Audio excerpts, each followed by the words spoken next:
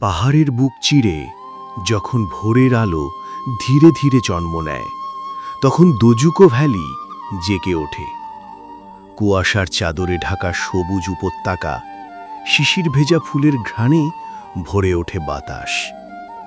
ভারতের উত্তর পূর্বের হৃদয়ে, সমুদ্রপৃষ্ঠ থেকে ২৫০০ মিটার উঁচুতে লুকিয়ে আছে এক বিস্ময়, দোজুকো ভ্যালি, যেখানে পাহাড়, মেঘ আর ফুল মিলেমিশে আঁকে এক অনন্ত চিত্রকাব্য।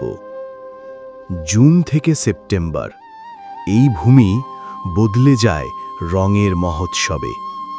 অসংখ্য বুনো ফুলের ভিড়ে ফোটে এক অনন্যা দোজুকো লিলি। পৃথিবীর আর কোথাও নেই তার অস্তিত্ব। সে যেন এই উপত্যকার নিজস্ব রানী।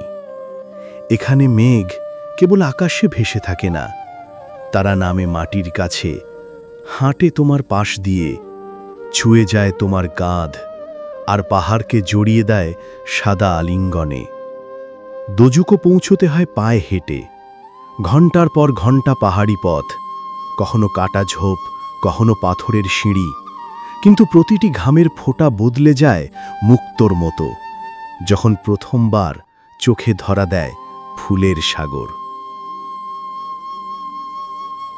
খাসি আর নাগা মানুষের সরলতা আর আন্তরিকতা, তাদের চোখের মায়া আর হাসির উষ্ণতায়, আতিথেয়তার স্পর্শে বোঝা যায় সৌন্দর্য শুধু পাহাড়ে, উপত্যকায় নয়, মানুষের হৃদয়েও ঠিক ততটাই গভীরভাবে বেঁচে থাকে।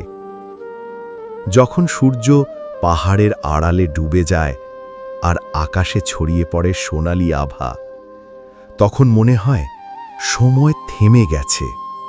ফুলেরা বাতাসে দোলে, আর উপত্যকার বুক জুড়ে ভেসে আসে নীরব এক গান। রাত নামলে আকাশের বুক জুড়ে জ্বলে ওঠে লক্ষ কোটি তারা।